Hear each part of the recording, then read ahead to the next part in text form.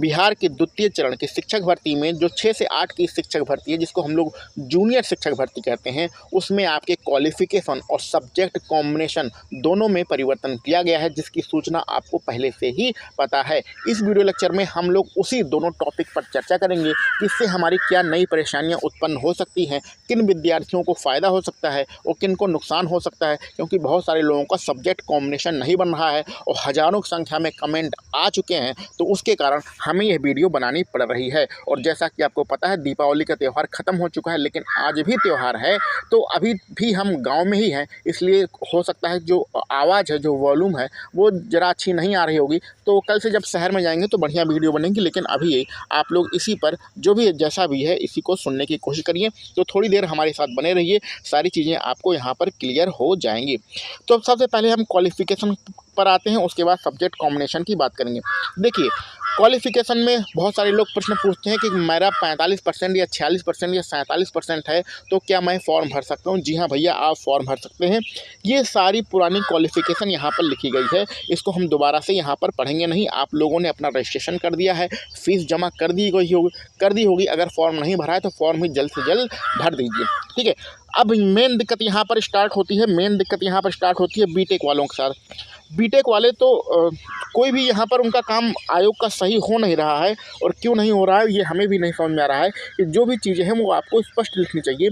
BTech के लिए इन्होंने लिखा है कि बीएड डिग्री होनी चाहिए। आप लोग नोटिफिकेशन देख लीजिएगा, हमने यहाँ पर अपने हाथ से लिख कर इसको समझा रहे हैं कि बीटेक के लिए बीएड डिग्री होनी चाहिए। तो क्या बीटेक का जो बंदा है वो बीटीसी नहीं करता है, जिसको हम लोग डीएलएड भी कहते हैं, तो क्या डीएलएड की डिग्री वो नहीं लेता है? तो स्वाभाविक सी बात है, बीटेक का बंदा जो होता है, बीटेक का जो अभ्यर्थी है, वो चाहे बीएड करे चाहे डीएलएड करे, उसकी मर्जी होती है। तो जब आप डीएलएड इस भर्ती में योग्य कर रहे हैं, मान रहे हैं, जो 6 से 8 की भर्ती है, तो डीएलएड वालों को भी लेना चाहिए। तो बीटेक के साथ चाहे आपका बीटीसी हो और चाहे आपका बीएड हो, दोनों डिग्री को अलाउ करना चाहिए था, लेकिन इन्होंने नोटिफिकेशन में बीटेक के साथ में सिर्फ जो है बीएड लिखा है। तो अनेकों अभ्यर्थियों ने कमेंट किया कि भाई सर हमारा डीएलएड है, हम क्या करें? तो उनके लिए हमारा कहना यही है कि आप लोग फॉर्म भरो, और फॉर्म भरने के बाद जो अगर फॉर्म भरा जाता है तो आप फॉर्म भर दीजिए, और फॉर्म भरने के बाद परीक्षा की तैयारी करिए। उसके साथ साथ जो हमारे अध्यक्ष महोदय हैं अतुल प्रसाद जी, उनको लगातार ट्वीट करते रहिए, धरना प्रदर्शन करते रहिए और सारी अपनी डिमांड रखते रहिए। फिर भी अगर आयोग नहीं मानता है तो आपके लिए पटना हाई कोर्ट के दरवाजे खुले हैं, आप वहाँ पर जाइए, क्योंकि कोई गलती तो आपकी है नहीं। जब बीएड वाले शामिल हो रहे हैं तो डीएलएड वाले भी शामिल हो सकते हैं।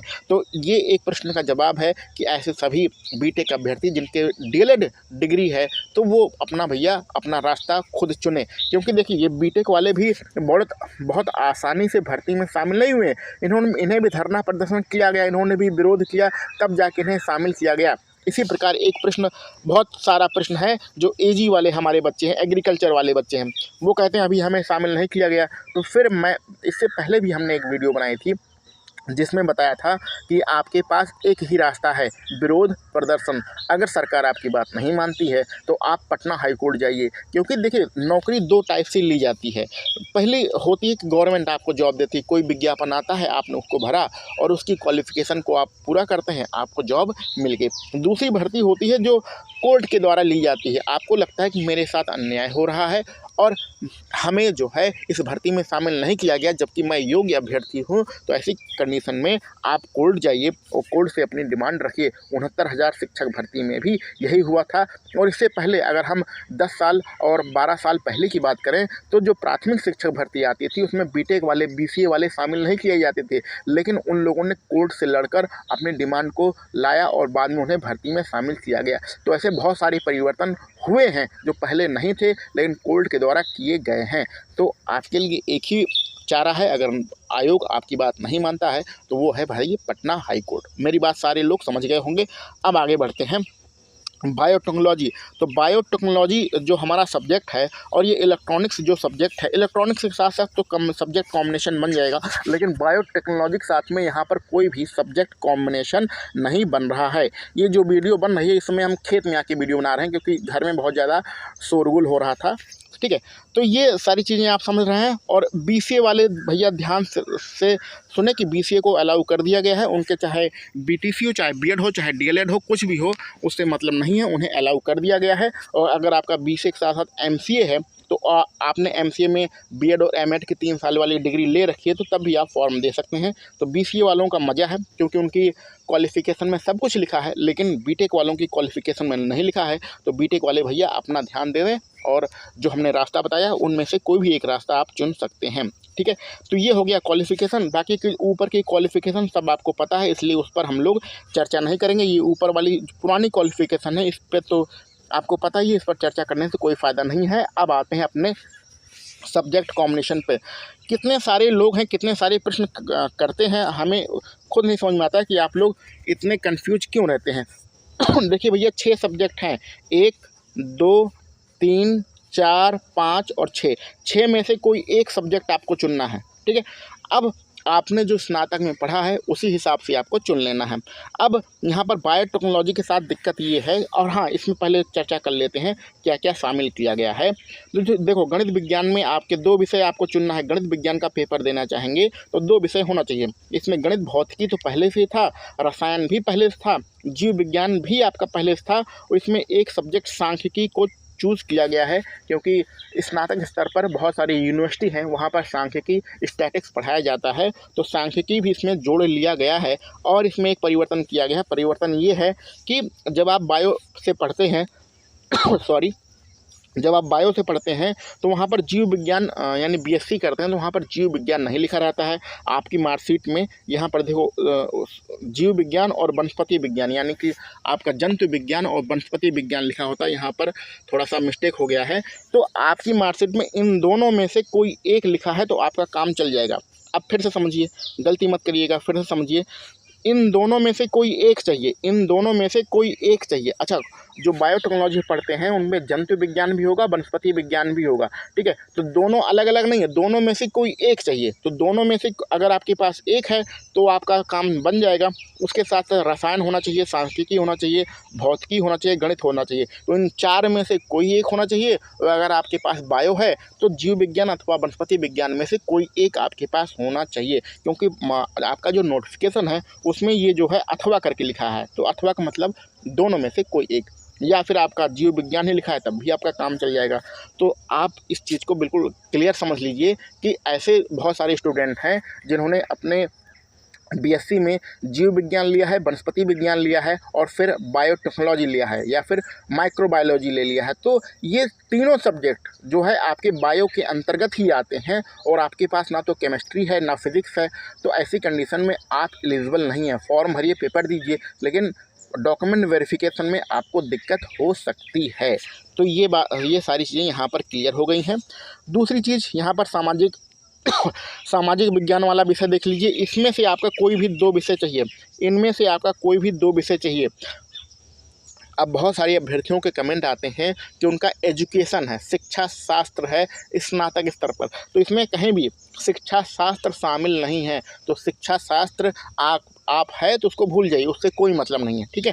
उसके अलावा यहाँ पर जो 9 सब्जेक्ट लिखे गए हैं, 9 में से कोई भी 2 सब्जेक्ट आपके होने चाहिए स्नातक स्तर पर, वो किसी भी साल हो। अच्छा, यहाँ पर एक चीज़ और गलती यहाँ पर लोग समझने में कर रहे हैं कि भैया जैसे BSc 3 साल का होता है तो 3 साल के किसी भी साल में ये सब्जेक्ट आपके पास होने चाहिए। लास्ट ईयर की यहाँ पर बात नहीं हो रही कि हमारे में लास्ट ईयर में रहेगा, लास्ट ईयर की यहाँ पर बात नहीं हो रही है।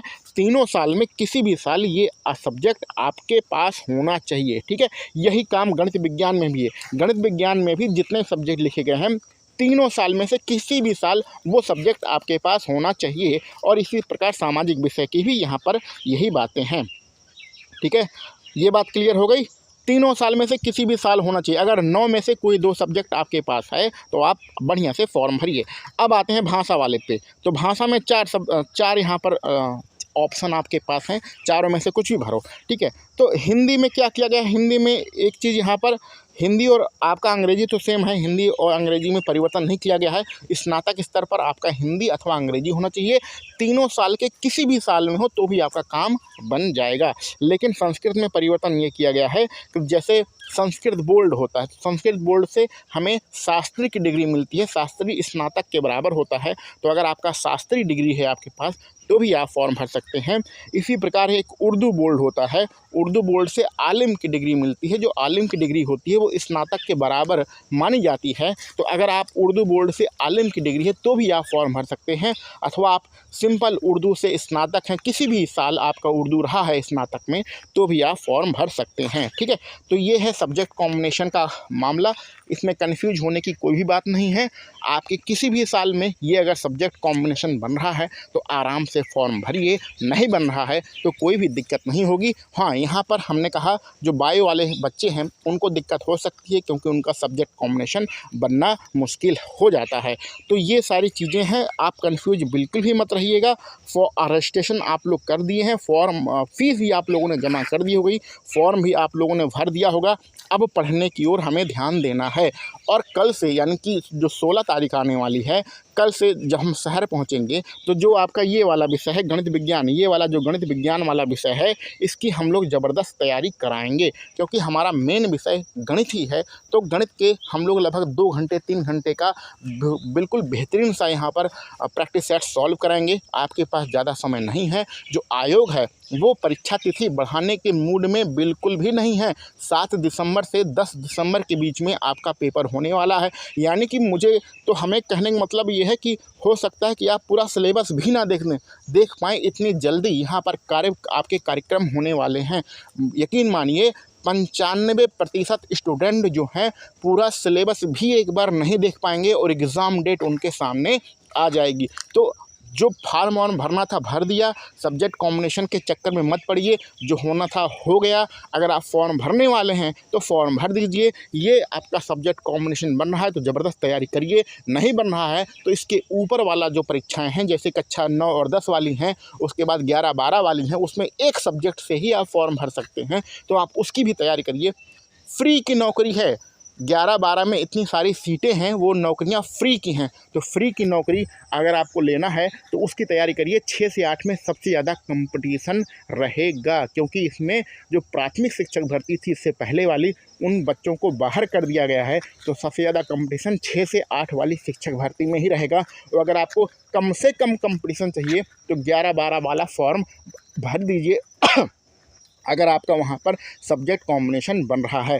तो उम्मीद है सारे प्रश्नों का जवाब हमारे द्वारा आपको मिल गया होगा। और आप लोग तैयारी करिए, पढ़िए, सिलेबस को एक बार दोबारा से देख के ज़बरदस्त तरीके से लग के पढ़िए। और कल से हमारे यूट्यूब चैनल पर भी गणित आपको पढ़ाई उपलब्ध कराई जाएगी। तो इस यूट्यूब चैनल को भी आप सब्सक्राइब करके रखिए और हमारा इसी प्रकार से सपोर्ट करते रहिए। चलिए मिलते हैं अगले वीडियो लेक्चर में। आप सभी लोगों को वीडियो देखने के लिए बहुत बहुत धन्यवाद।